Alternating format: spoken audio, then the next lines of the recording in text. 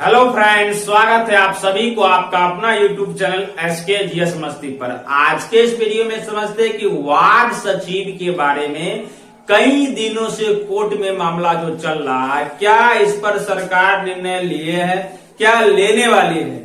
पुराने वार्ड सचिव जो है कई दिनों से उस सबका जो फंसा के रखा गया है कि उस सबका क्या रिजल्ट आने वाला है, परिणाम आने वाला है, क्या नियम में बदलाव होगा कि पुराने नियम से ही चलेगा। इन तमाम चीजों की जानकारी इस वीडियो में समझते हैं। आप सभी दोस्त इस वीडियो पर बने रहिए और वीडियो को अंत तक देखिए। तो वार्ड सचिव को पहले समझ लेते हैं कि वार्ड सचिव को संक्षिप्त रूप में जान लेते हैं कि वार्ड सचिव किसको कहते हैं। तो हम जानते हैं कि दोस्तों की पंचायती राज का जो पहला स्तर होता है उसे ग्राम पंचायत कहते हैं। क्या कहते हैं? ग्राम पंचायत उसको कहते हैं, जिसका अध्यक्ष अगर कहा जाए तो मुखिया होता है। कौन होता है? मुखिया होता है। ग्राम पंचायत का जो गठन किया जाता है यह आपको 7,000 के जनसंख्या के मिलाकर एक ग्राम पंचायत का गठन किया जाता है। 7,000 की जनसंख्या के मिलाकर एक ग्राम पंचायत का गठन किया जाता है और इसमें जो एक अध्यक्ष जो होता है जिसको मुखिया कहते हैं, यानी कि मुखिया का जो चुनाव होता है वह आपको प्रत्यक्ष रूप से किया जाता है, जो जिसमें जनता डायरेक्ट अपने मतों द्वारा, वोट द्वारा उसको चुना जाता है। तो यह जो आपका ग्राम पंचायत जो 7,000 के जो जनसंख्या पर होता है, यह आपको छोटे छोटे वार्ड को मिलाकर किया जाता है। किसको मिलाकर किया जाता है? वार्ड को मिलाकर किया जाता है। और यह वार्ड जो आपको लगभग 500 की जनसंख्या पर एक वार्ड बना दिया गया। यहां से आपको एक एक चीज को हम लोग समझेंगे, उसके बाद हम वार्ड सचिव की पूरी कहानी को, जानकारी इस वीडियो में आपको समझेंगे। एक एक चीज को समझते चलते हैं और सारे के सारा चीज आपको इस वीडियो में हम समझेंगे वार्ड सचिव के बारे में।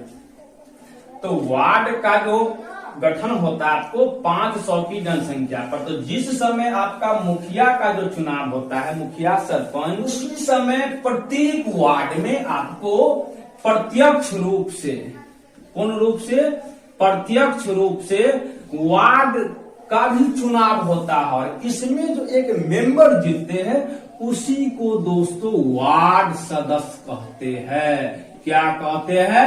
वार्ड सदस्य कहते हैं। और इसी से आगे आप हम लोग चलेंगे वार्ड सचिव तक। तो प्रत्यक्ष का मतलब आप लोग समझ गए, इसमें भी डायरेक्ट जनता वोट देती है।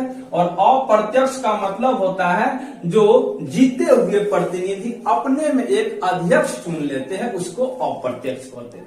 तो वार्ड सदस्य का भी चुनाव प्रत्यक्ष रूप से किया जाता है। अब समझना यहाँ पर है कि हुआ क्या दोस्तों कि पिछले पंचवर्षीय में बिहार सरकार ने डायरेक्ट वार्ड सदस्य के खाते में सीधे विकास के लिए पैसा बौछार कर दी।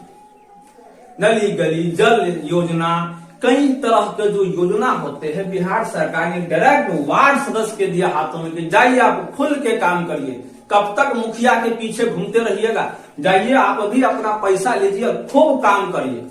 लेकिन उसमें वार्ड सदस्य का जो चुनाव लड़ते हैं वो कई सारे नॉर्मल, यानी कि अनपढ़, साफ पढ़ा लिखा जो नहीं होता है वह भी आपका वार्ड सदस्य का जो चुनाव आसानी से जीत जाते हैं। अब यहाँ पर आप समझिए, अब मान लेते हैं कि वार्ड सदस्य जो होता है वो साफ, उसको कुछ भी जानकारी नहीं है, पैसा उसको सरकार डायरेक्ट दे दिया विकास करने के लिए। अब ये खर्चा जो करेगा, टोला मोहल्ला में नली हो, गली हो, नल जल योजना हो, तो इसका देखभाल कौन करेगा? इसको तो चाहिए कि कितना रुपया खर्चा किया है, कहाँ पर कौन क्या किया। इन्हीं देखभाल के लिए एक वार्ड सचिव को चयन किया गया। पिछले पंचवर्षीय में तो डायरेक्ट वार्ड सदस्य के और मुखिया के सहमति से आम सभा के द्वारा वार्ड सचिव चुना गया। अब बताइए, वार्ड सचिव तो चुन लिए, लेकिन होता क्या है कि भारतीय संविधान में जो जैसे कि आपको विधायक वाला चुनाव होता है या संसद वाला तो मुखिया सबका 5 वर्ष का कार्यकाल होता है, लेकिन वार्ड सचिव का जो आप डायरेक्ट चुन लिए, बड़े बड़े मंत्री सबका जो होता है तो सबका जो सरकारी आदमी रहता है तो वो आपका परमानेंट जॉब होता है। लेकिन आप वार्ड सचिव तो चुन लिए, लेकिन आप क्या कहते हैं कि इसको हटाया जाएगा। मान लीजिए कि जो कोई काम धंधा, अभी तो देखबे करते हैं कि इस देश में कितना बेरोजगारी है। अब पढ़ा लिखा आदमी कोई को आप वार्ड सचिव चुन लिए, आप उसको हटा रहा है तो कहाँ जाएगा, आप ही बताइए तो कहाँ जाएगा। तो उन्हीं का जो मामला कोर्ट में चल रहा है वार्ड सचिव का। तो सर देखिए, वार्ड सचिव का इलेक्शन नहीं सिलेक्शन होता है। उसमें होता क्या है कि प्रत्येक ग्राम पंचायत में आम सभा के द्वारा मुखिया, सरपंच और कई सहमति से उसको वार्ड सचिव चुन लिया जाता है। और वार्ड सचिव क्या करता है कि वार्ड सदस्य के जितने भी विकास के जो फंड होते हैं उन सारे चीजों को देखभाल करते हैं, और बिना वार्ड सचिव के सिग्नेचर से वार्ड सदस्य के हाथ में 1 भी रुपया नहीं जाता है। तो आप समझ गए कि वार्ड सचिव कौन होता है। जो यह आपको इसके वार्ड सचिव बनने के लिए आपको कम से कम जो नियम है वह आपको 10वीं पास होना चाहिए। अगर आप 10वीं पास है तो आप आराम से वार्ड सचिव क्या कर सकते हैं, अपने जो वार्ड में आपका नाम है, अपने मुखिया के और वार्ड सदस्य अगर लगाव ज्यादा है, थोड़ा हेम छेम ज्यादा है, तो आप आसानी से बन सकते हैं। बाकी प्रक्रिया में उसका जो आम सभा होता है उसके अंतर्गत तो चुना जाता है, लेकिन अगर आपका ज्यादा लगाव है, मुखिया से है, वार्ड सदस्य है, तो आपको बनने की ज्यादा चांस है वार्ड सचिव। तो वार्ड सचिव का जो सरकार ने देखिए 2 से 4 सप्ताह का समय लिया है।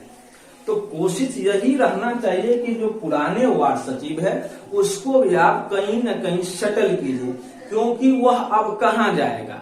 5 साल आप उसको जो वार्ड सचिव बने, उसके बाद अगर उसको चेंज करते तो कहाँ जाएगा। तो देखिए 2 से 4 सप्ताह में जो आपका उसका भी रिजल्ट परिणाम दे देगी सरकार, कुछ न कुछ अच्छा ही देगा, लाभ ही देने वाला है। तो आप लोग यहाँ तक तो समझ गए कि वार्ड सचिव होता क्या है, वार्ड सचिव क्या है, इसका काम क्या है। अगर किसी भी प्रकार के अगर मन में डाउट रह गया है तो आप सभी दोस्त बिना संकोच करते हुए आप कमेंट बॉक्स में सवाल पूछ सकते हैं। और चैनल पर नए दोस्त आ गए तो प्लीज एक बार चैनल को सब्सक्राइब कर दीजिएगा, वीडियो को लाइक कर दीजिएगा और अधिक से अधिक दोस्तों के पास शेयर कर दीजिएगा। फिर से मिलते हैं दोस्तों नेक्स्ट वीडियो में। धन्यवाद, जय हिंद।